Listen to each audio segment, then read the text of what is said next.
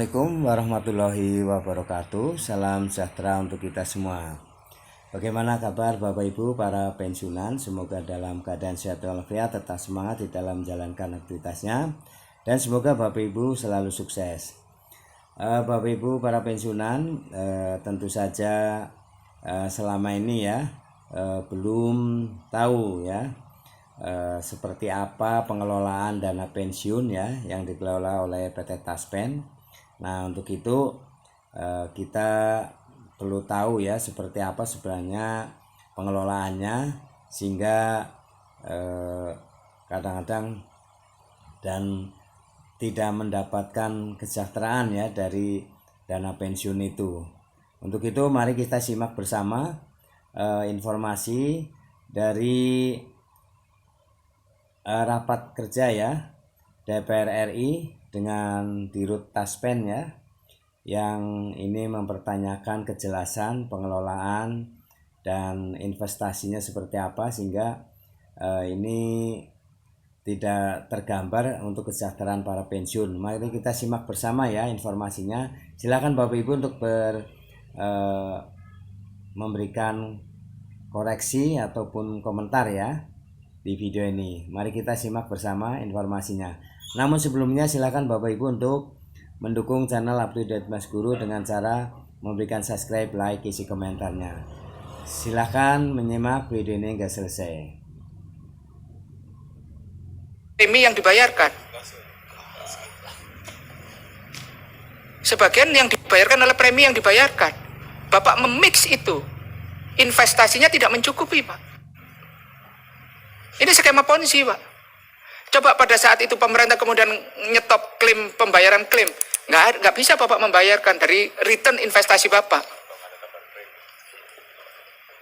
Skema ponzi ini, Pak. Sebagian penutupannya itu tidak bisa Bapak tutup dari investasi yang Bapak return investmentnya. Kewajiban Bapak 12,3 triliun, hasil investasinya itu sebagian Bapak bayar dari itu. Ini masih gali lubang tutup lubang, Pak. Itu. Ya, Pak, ada penjelasannya Pak nanti Pak. Ini Pak yang harus kita, ini skema pensiun kita ini harus kita perbaiki ini Pak. Manfaat hari tua ini. Orang investasinya itu kok Bapak disuruh itu. Kewajiban Bapak 12 triliun, hasil investasi 9,1. Sebagian Bapak itu memakan pokok hasil yang ditanamkan untuk investasinya, Pak. Menanam, makan pokoknya ini. Iya, ini makan pokoknya. Apalagi kemudian kalau kita lihat, kemudian ada pencadangan teknis dan sebagainya. Ini masalah akuntansi lah. Ini tidak ada real, pembebanan realnya. Ini struktural ini, Pak. Kalau ini struktural, uang 103 triliun itu ternyata tidak mencukupi untuk dipakai ini. Kita yang nanti kita rapat sama Menteri Keuangan, bisnis modelnya akan kita seperti apa, Pak? Karena apa? Pembebanan pembayaran pensiun secara langsung nih, Pak, menjadi beban direct cost di APBN sekitar 110 triliunan itu per tahun, itu juga menjadi masalah, Pak. Ketika apa, Pak? Nanti suatu saat Indonesia itu makin aging, Pak. Ini penduduk Indonesia ini kalau makin aging, ini skema ponzi ini akan berjalan makin besar, Pak, dan berbahaya. Saya tidak mau menyalahkan Bapak, tidak, Pak. Bisnis modelnya yang harus diperbaiki. Apakah cukup 4,75% itu sebagai jaminan hari tua mereka? Ini Pak, besaran 4,75. Kalau Anda ingin menikmati pensiun lebih besar, ya jangan bayar 4,75, yang dipotong harus lebih banyak. Itu. Yang dipotong harus lebih banyak. Karena apa? Kalau saya lihat dari returnnya Bapak 9, sekian persen, it's not a bad investment. Kalau hanya itu loh. Lah, inilah yang harus kita dalami. Kemudian, Pak, ini serius ini, Pak. Sangat serius. Bapak sudah makan induknya, klaim pembayaran pokok preminya sudah Bapak makan. Ini yang Pak Ketua, saya nanti ini akan menjadikan poin rapat kita berikutnya. Desain ini harus kita siapkan. harus kita siapkan. Simpel Pak, saya ngelihat ini Pak tadi. Karena banyak pertanyaan sudah dipegang oleh teman-teman, saya cuma ngampatin satu ini. Begitu nyampe saya belum ada yang nanya, ya saya nanya ini aja Pak. Itu. Saya nanya ini aja Pak. Itu, jadi kalau yang ini tolong Bapak sampaikan, Bapak pernah mengalert nggak kepada pemerintah bahwa ini adalah skema ponzi ini berjalan? Gali lubang tutup lubang ini. Bapak sudah memakan pokok premi Bapak untuk membayar nikmatnya masa manfaat. Dan apakah Bapak pernah diingatkan oleh BPKP, oleh BPK terkait ini Pak? Ini sudah tidak ideal Pak. Sudah tidak ideal bentuk pensiun ini. 4,75% yang dipotong ini tidak boleh. Itu. Ini nggak boleh Pak. Bapak udah makan pokoknya lah. Saya pertanyaan saya, ini sudah tidak benar. Apakah pernah Bapak menyampaikan kepada pemerintah soal ini? Atau berikutnya, Bapak pernah diingatkan oleh BPKP atau BPK soal terkait ini? Ya, ini Pak pertanyaan saya. Terima kasih. Assalamualaikum warahmatullahi wabarakatuh. Waalaikumsalam warahmatullahi wabarakatuh. Terima kasih Pak Misbakun. Terus Mas.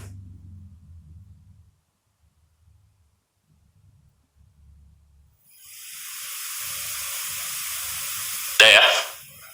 Oke.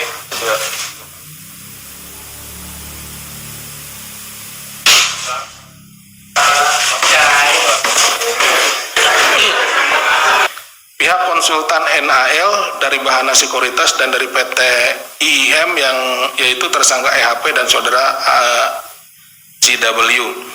Dalam pertemuan tersebut intinya membahas kondisi sukuk si Aisyah 02 dan PT Taspen meminta PT IIM untuk mengajukan konsep optimalisasi sukuk Izarah TPS PUN 2 dan segera memaparkan ke rapat direktur Taspen AP bahwa atas rangkaian perbuatan melawan hukum yang dilakukan oleh tersangka ANSK bersama-sama dengan tersangka EHV tersebut diduga telah merugikan keuangan negara atas penempatan dana investasi PT Taspen sebesar 1 triliun pada RD INEX itu yang dikelola oleh PT IMS tidak-tidaknya sebesar 200 miliar rupiah.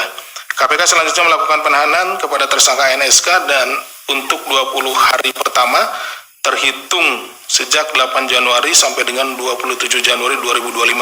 Penahanan dilakukan di rutan cabang gedung KPK Merah Putih. Demikian yang bisa kami sampaikan. Terima kasih. Assalamualaikum warahmatullahi wabarakatuh. Kami kembalikan kepada Pak Jubir. Terima kasih Bapak Direktur. Silakan rekan-rekan bagi yang ingin bertanya seputar perkara yang baru saja dijelaskan detailnya oleh Bapak Direktur Penyidikan. Yes. Ya. IM ini kan istilahnya ada kong kali kong ya Pak ya dengan tersangka ANSK ini. Nah berarti untuk menyederhanakan saja Pak gitu buat nanti pemberitaan di media. Berarti ini apakah dalam penelusuran KPK gitu Pak ya dalam proses penyidikan ditemukan bahwa istilahnya PT IM ini diajak oleh ANSK selaku perwakilan Taspen untuk istilahnya menawarkan skema-skema investasi gitu Pak ya untuk mengganti rugi dari 200 miliar yang awal yang diinvestasikan. Jadi akhirnya Taspen menyuntikkan dana 1 triliun gitu Pak ya. Menyuntikkan dana 1 triliun dan untuk dikelola PT Taspen dan uangnya itu ditaruh di beberapa sekuritas. Gitu Pak, itu yang ingin saya tanyakan aja menyederhanakan gitu. Terus yang kedua, ini kan tadi yang disebutkan tersangkanya kalau nggak salah 2 ya Pak ya? Ya. Dari Pak Kiawan dari PT IM dan juga Pak Kosasih dari Taspen. Tapi tadi kan disebutkan juga Pak yang mendapatkan keuntungan itu kan beberapa sekuritas. Kalau nggak salah tadi mungkin bisa dikoreksi kalau saya salah, ada Sinarmas Sekuritas, ada Valburi Sekuritas. Nah itu gimana Pak perannya? Apakah akan diusut lebih jauh juga atau gimana? Itu saja sih Pak. Gitu. Terima kasih. Oke. Ada lagi? Nah demikian ya Bapak Ibu yang keprihatinan kita ya selama ini di mana dana pensiun yang seharusnya itu diinvestasikan agar bisa mendapatkan keuntungan dan bisa memberikan kesejahteraan pada para pensiunan ya. namun kenyataannya memang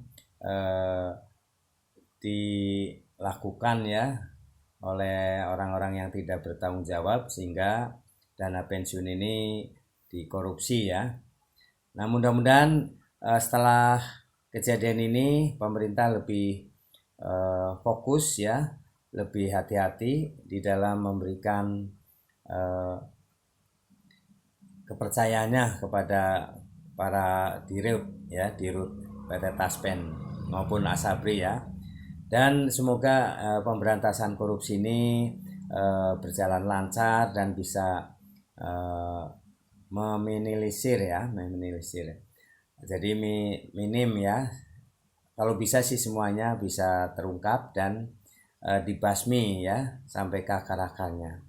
Untuk itu kita berdoa semoga dana pensiun yang akan dikelola oleh para pejabat ya, direktur ini bisa dikelola dengan amanah sehingga bisa meningkatkan kesejahteraan pada kita semua.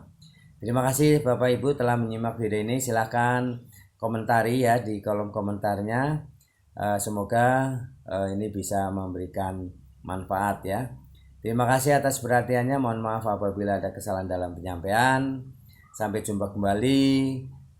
Kami dari channel Up to Date Mas Guru selalu mengharapkan semoga Bapak Ibu selalu sehat, sejahtera, dan sukses selalu. Sampai jumpa kembali. Terima kasih. Assalamualaikum warahmatullahi wabarakatuh.